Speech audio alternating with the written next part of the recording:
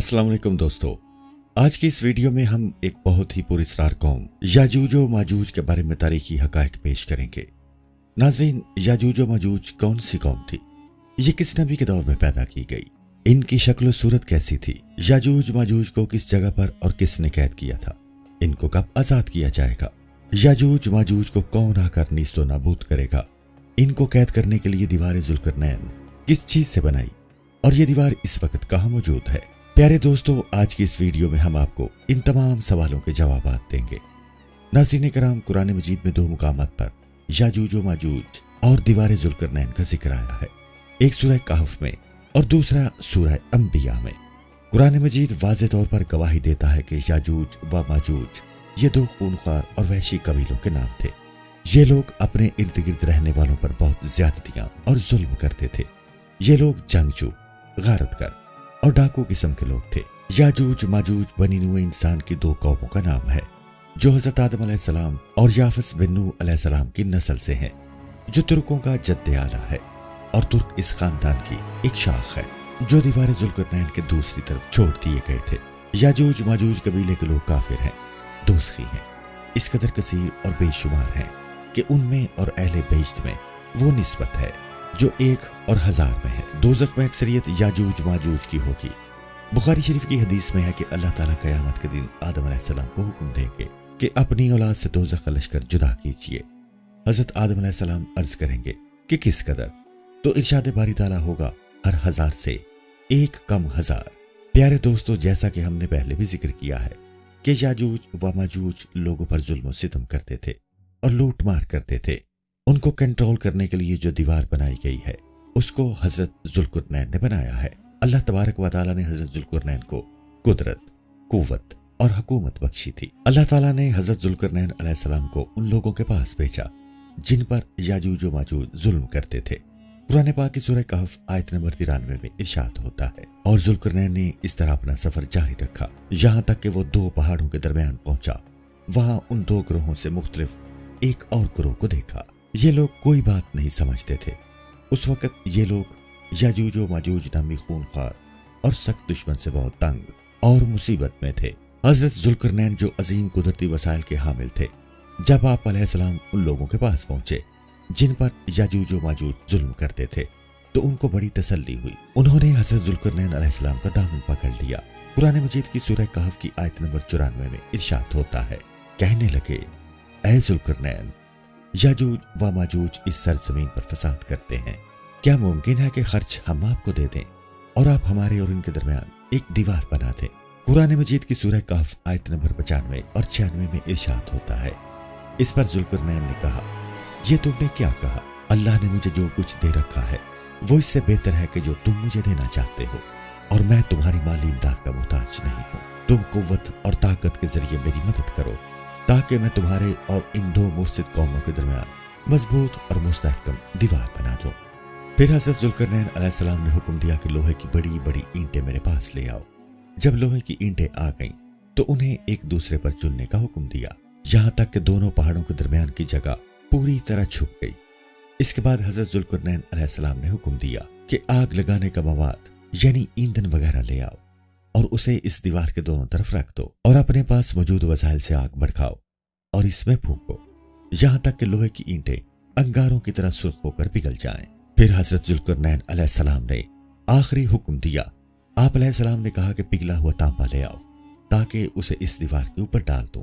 इस तरह इस लोहे की दीवार पर तांबे का लेप करके उसे हवा के असर से और खराब होने से महफूज कर दिया। बाज़ मुफस्सरीन ने यह भी कहा है कि साइंस के मुताबिक अगर तांबे की कुछ मिकदार लोहे में मिला दी जाए तो उसकी मजबूती बहुत ज्यादा हो जाती है। हजरत जुल्करनैन अलैहिस्सलाम चूंकि इस हकीकत से आगाह थे, इसलिए उन्होंने ये काम किया। आखिरकार ये दीवार इतनी मजबूत हो गई कि अब वो मुफसिद लोग ना उसके ऊपर चढ़ सकते थे और ना उसमें सुराख कर सकते थे। कुरान मजीद में इरशाद होता है, हजरत जुल्करनैन ने जब दीवार बना दी तो उन लोगों से कहा कि ये मेरे परवरदिगार की मेहरबानी है। जब मेरे परवरदिगार का वादा आ पहुंचेगा तो इसको ढाकर हमवार कर देगा, और मेरे परवरदिगार का वादा सच्चा है। उस रोज हम उनको छोड़ देंगे कि रूए जमीन पर फैलकर एक दूसरे में घुस जाएंगे और सूअर भूखा जाएगा तो हम सबको जमा कर लेंगे اس کے علاوہ قرآن مجید میں ایک اور مقام پر بھی یاجوج و ماجوج کا ذکر کرتے ہوئے اللہ تبارک و تعالیٰ کا فرمان ہے، یہاں تک کہ یاجوج و ماجوج کھول دیے جائیں اور وہ ہر بلندی سے دوڑ رہے ہوں۔ پیارے ناظرین، اب ہم آپ کو بتاتے ہیں کہ یہ دیوار کہاں پر واقع ہے۔ بعض لوگوں کا یہی خیال ہے کہ وہ دیوار چین ہے جو اس وقت موجود ہے اور کئی 100 کلومیٹر لمبی ہے، لیکن واضح رہے کہ دیوار چین لوہے اور تانبے سے نہیں بنی ہے اور نہ وہ کسی چھوٹے کوہستانی درے میں ہے، وہ ایک عام مسالے سے بنی ہوئی دیوار ہے۔ بعض یہ کہتے ہیں کہ یہ دیوار ماں عرب ہے جو کہ یمن میں ہے۔ ناظرین، یہ بات ٹھیک ہے کہ دیوار ماں عرب ایک کوہستانی درے میں بنائی گئی ہے، لیکن وہ سیلاب کو روکنے کے لیے اور پانی ذخیرہ کرنے کے مقصد سے بنائی گئی ہے، اور ویسے بھی وہ بھی لوہے اور تانبے سے بنی ہوئی نہیں ہے، جبکہ علماء محققین کی گواہی کے مطابق سرزمین قفقاز میں دریائے خزر اور دریائے سیاحت کے درمیان پہاڑوں کا ایک سلسلہ ہے جو کہ ایک دیوار کی طرح شمال اور جنوب کو ایک دوسرے سے الگ کرتا ہے۔ اس میں ایک دیوار کی طرح کا درہ موجود ہے جو مشہور درہ دریال ہے۔ یہاں اب تک ایک قدیمی تاریخی لوہے کی دیوار نظر آتی ہے۔ اس بنا پر بہت سے لوگوں کا نظریہ ہے کہ دیوار ذوالقرنین یہی ہے۔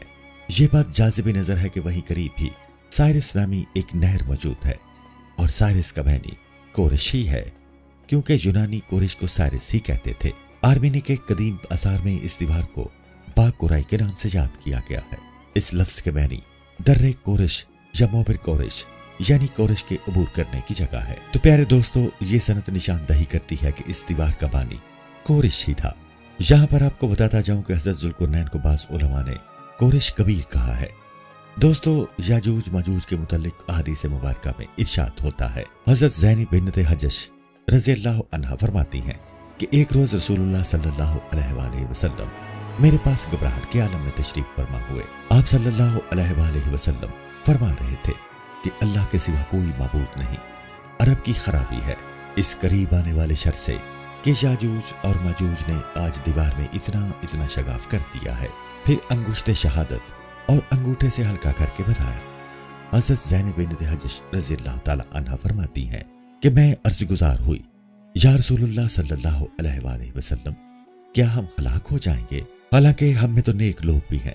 فرمایا، ہاں، ایسا وقت ہوگا جب خباثت بڑھ جائے گی۔ حضرت ابو ہریرہ رضی اللہ تعالی عنہ بیان کرتے ہیں کہ رسول اللہ صلی اللہ علیہ وآلہ وسلم نے فرمایا، آج یاجوج و ماجوج کی دیوار اتنی کھل گئی ہے۔ وہاں آپ صلی اللہ علیہ وآلہ وسلم نے اپنی انگلی سے 90 کا عدد بنا کر دکھایا۔ نبی کریم صلی اللہ علیہ وآلہ وسلم فرماتے ہیں کہ اگر انہیں کھلا چھوڑ دیا جائے تو وہ لوگوں پر ان کے معاش میں فساد پھیلائیں گے۔ اللہ تعالیٰ نے بنی آدم کو 10 حصوں میں تقسیم کیا، 9 حصے یاجوج و ماجوج بنائے اور باقی ایک حصے میں باقی کے عام انسان بنائے۔